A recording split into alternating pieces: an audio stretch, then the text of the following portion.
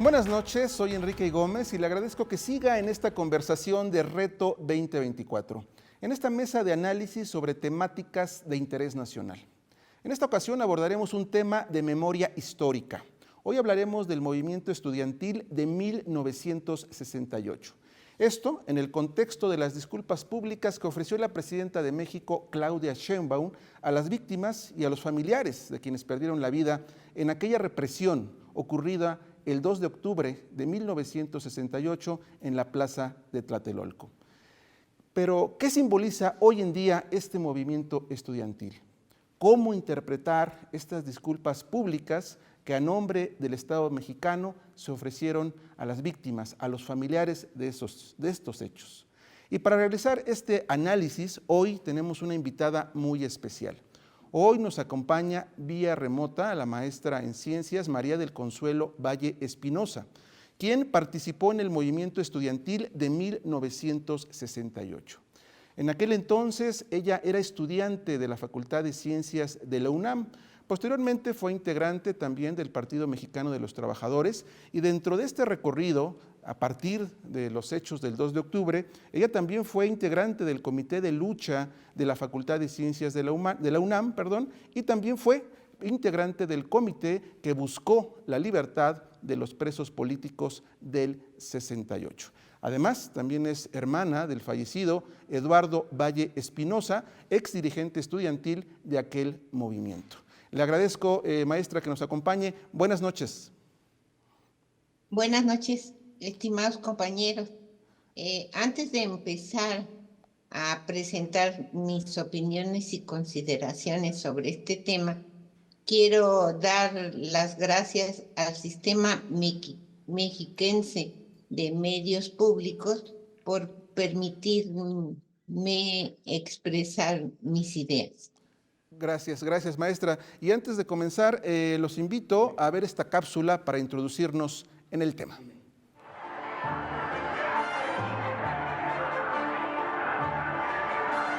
En su primera conferencia de prensa matutina, la presidenta Claudia Sheinbaum firmó un decreto presidencial con el que el Estado mexicano ofreció una disculpa pública por la represión ocurrida el 2 de octubre de 1968 en Tlatelolco y consideró este hecho como un crimen de lesa humanidad. Esos jóvenes después La mandataria destacó la importancia de reconocer estos actos y agradeció a las familias y sobrevivientes de la represión estudiantil por mantener viva la lucha ante las atrocidades cometidas por el gobierno del presidente Gustavo Díaz Ordaz. Sheinbaum indicó que el movimiento estudiantil abrió la puerta a la participación política de jóvenes. La mandataria afirmó que la violación a los derechos humanos ocurrida en 1968 es inadmisible y no debe repetirse.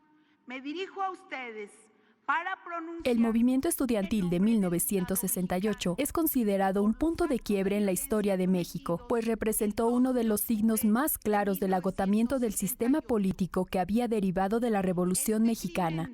De lesa humanidad fue ideado. Este movimiento también cimbró el autoritarismo que se había fortalecido con la existencia de un partido hegemónico, además de cuestionar la falta de libertades y la negación de derechos para los ciudadanos y ciudadanas. Y por ese motivo, el Estado mexicano. Con las disculpas públicas que ahora ofreció el Estado mexicano, no solo se enriquece la memoria histórica sobre este movimiento, sino que marca un derrotero en la nueva administración federal para construir un destino más humanista y con apertura a las distintas expresiones. Luchen siempre por la justicia. Gracias, y pues ya estamos de regreso en esta mesa de análisis donde nos acompaña la maestra María del Consuelo Valle Espinosa y estamos hablando sobre el tema de las disculpas públicas por el tema de la represión de 1968. Maestra, para comenzar con esto, a 56 años del movimiento estudiantil, ¿cómo o qué debe simbolizar este movimiento de protesta, este movimiento estudiantil para los mexicanos y mexicanas, sobre todo para las nuevas generaciones? Bueno, yo quisiera decirles que el principio que sustenta el pliego petitorio del movimiento de 1968 es un principio de libertades democráticas. A diferencia de otros movimientos estudiantiles, El movimiento de 1968 no se enfocó en luchar por sus reivindicaciones estudiantiles, sino que recogió el gran anhelo del pueblo de México, que en esos momentos vivía y sufría un gobierno despótico y represivo. Para los jóvenes que pues están hoy viviendo una etapa excepcional en la historia de México. Esta etapa se está escribiendo con una tinta de libertad de expresión y no represión a las ideas. Esto que hoy están viviendo nuestro pueblo y en particular que gozan nuestros estudiantes y nuestros jóvenes mexicanos, costó mucho sufrimiento de miles de luchadores sociales en nuestro país.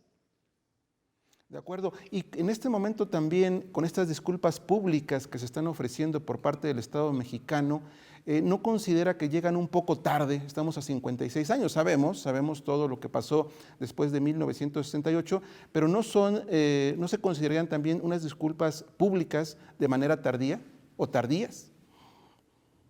Mire, en 1968, el presidente Díaz Ordaz, de manera pública, se hace responsable de la matanza. El gobierno priista y los predecesores gobiernos prianistas, por supuesto que nunca iban a expresar una opinión a los hechos de violencia, de lesa humanidad que ellos mismos ejecutaron. Entonces, de parte de ellos no se esperaba ninguna disculpa. Es hasta el 2018 que llega a la presidencia nuestro amado y reconocido expresidente Andrés Manuel López Obrador, que se empieza a visualizar, a retomar estos ideales de libertades democráticas. Por eso está la primera pregunta que usted me hace es esencial para entender lo que está pasando hoy. Por supuesto que nos abrió una ventana de participación y sobre todo de comunicación con los sobrevivientes que todavía estamos aquí en esta tierra y con sus familiares. Sin duda. Claudia, nuestra presidenta, es una mujer nacida en el movimiento. Desde pequeña conoció el movimiento.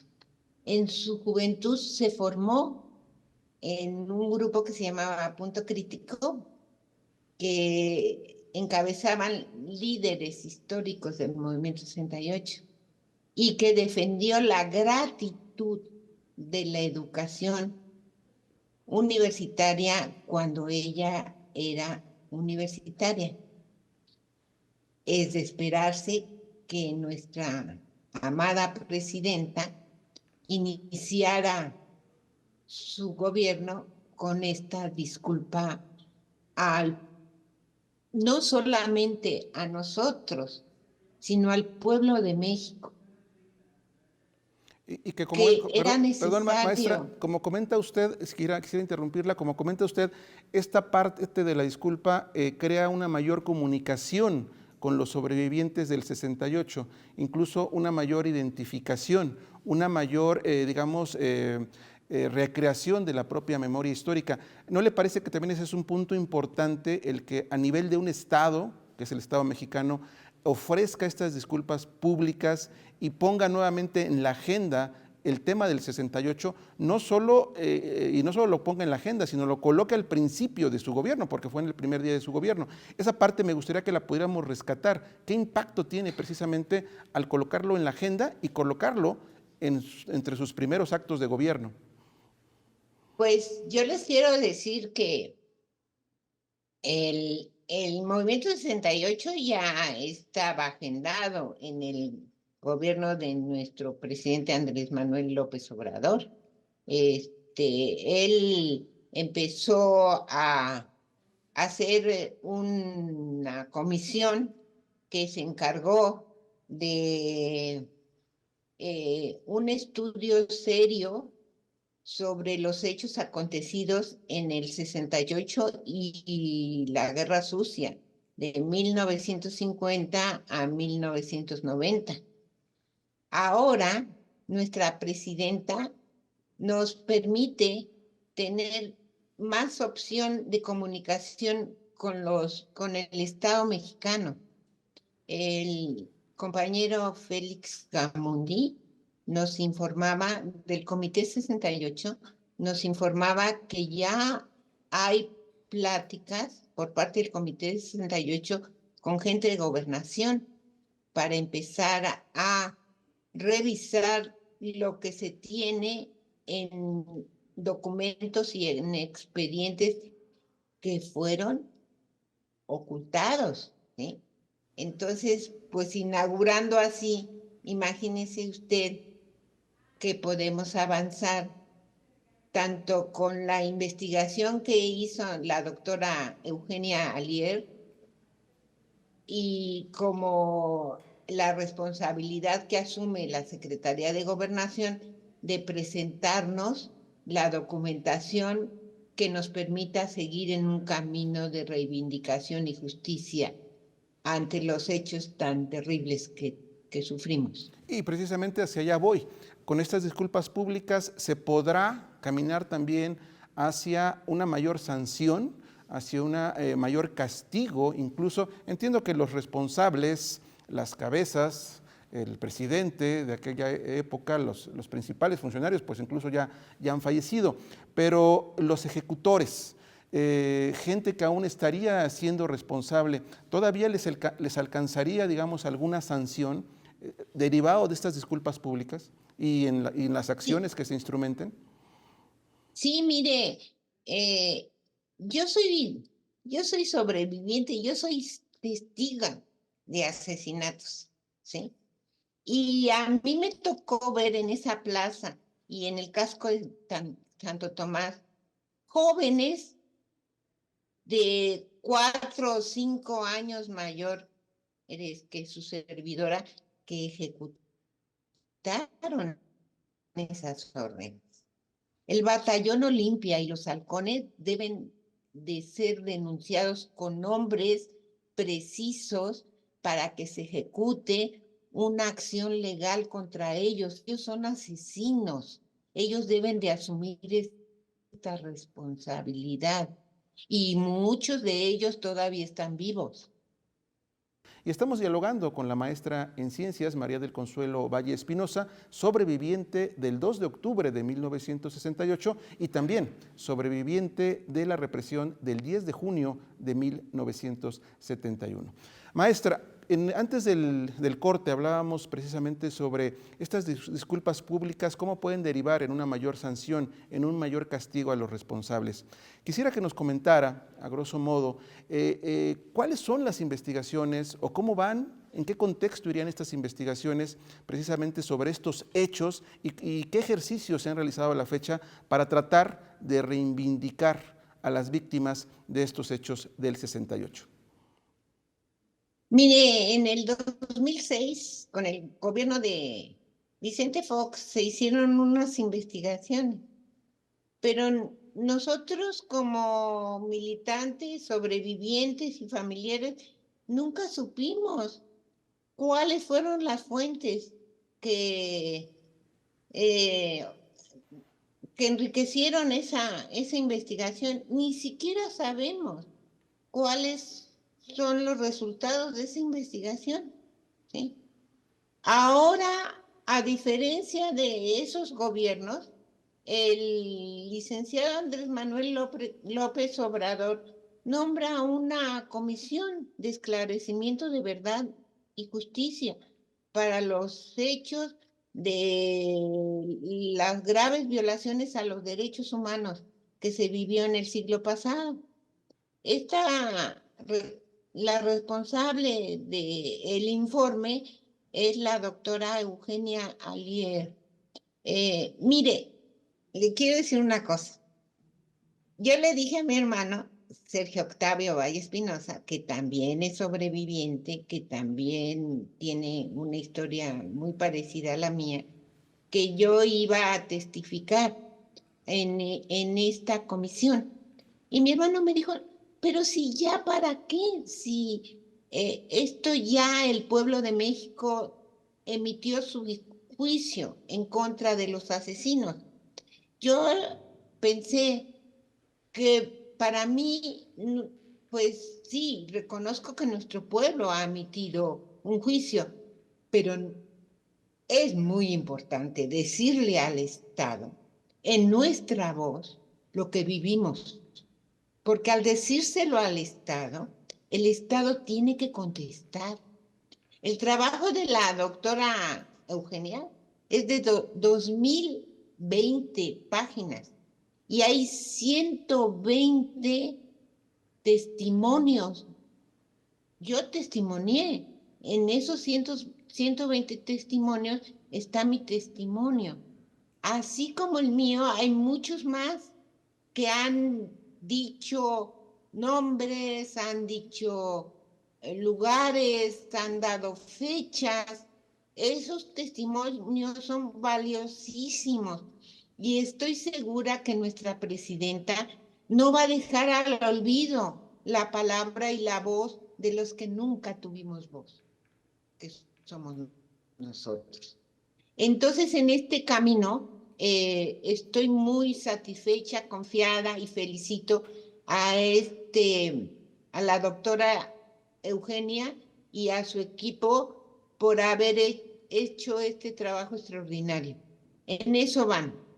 De acuerdo. Por otro lado, sí, sí, nada más, si me permite, maestra, antes, para completar la respuesta, ¿qué faltaría en esas investigaciones? Sabemos quién era el presidente en aquella época, Gustavo Díaz Ordaz, quién era el secretario de Gobernación, Luis Echeverría Álvarez, pero esas investigaciones, ¿a qué nos llevarían exactamente? ¿A conocer un poco más la mecánica de los hechos o qué podríamos conocer con el resultado de esas investigaciones? Primero, como dice usted, conocer la mecánica, cómo funcionaban, su perversidad y su degradación humana. Y segundo, conocer los nombres de la gente que formó el Batallón Olimpia, conocer los nombres de los jóvenes halcones que en 1975 mataron a los estudiantes en el casco de Santo Tomás. Esos nombres están en alguna parte de los archivos de los gobiernos pasados y tenemos que asumir la responsabilidad para que nuestro pueblo conozca uno a uno los nombres de los actores físicos de esos crímenes de lesa humanidad. Y no solamente eso, al calificarse como un crimen de lesa humanidad, esos crímenes y esos hechos ¿cómo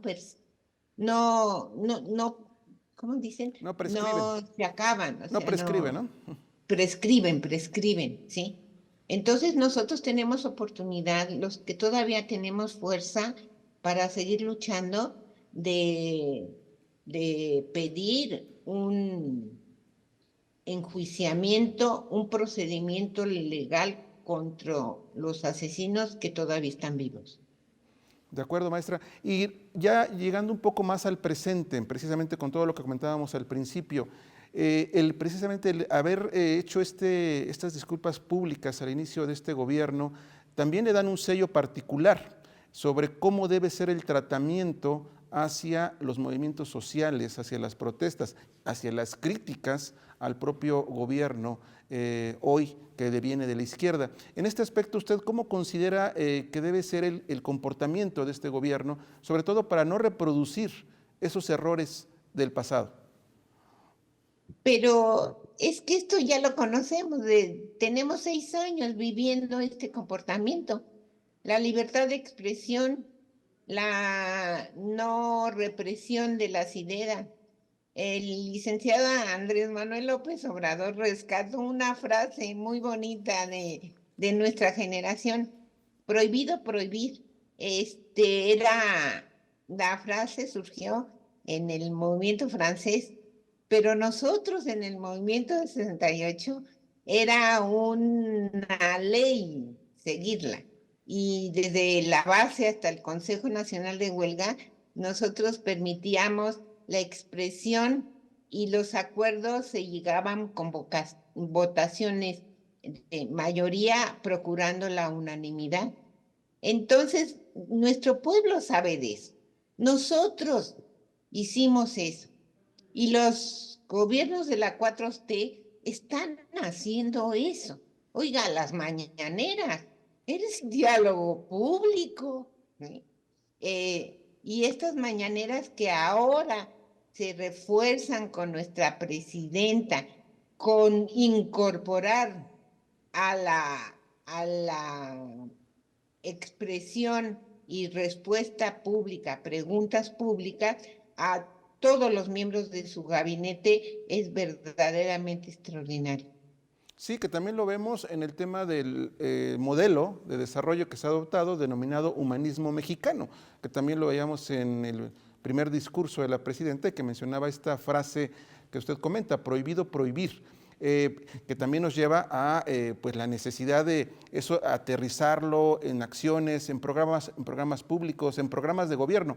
¿No le parecería que ahí, aunque ya llevamos 6 años previos, faltaría aún más permear esa garantía de preservar los derechos, o en qué estatus estamos precisamente en este contexto de ir trabajando en este modelo de desarrollo denominado humanismo mexicano? ¿Aún faltaría o ya estamos en una situación de mayor libertad o de mayor reconocimiento de derechos?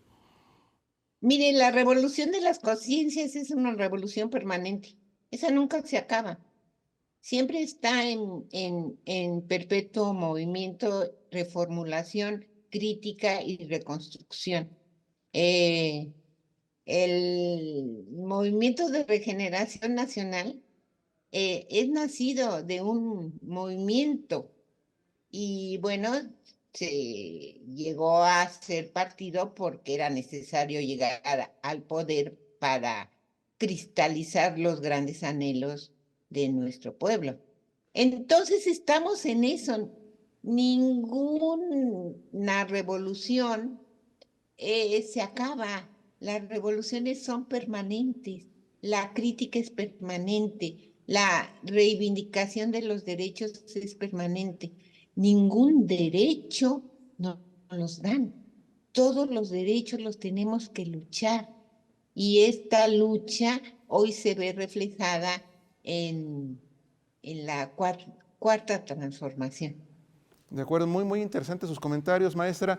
El tiempo lamentablemente se nos acaba. No sé si pudiéramos redondear, sobre todo con estas últimas ideas que comenta de prohibido prohibir, la revolución de las conciencias, la crítica permanente que debe permitirse.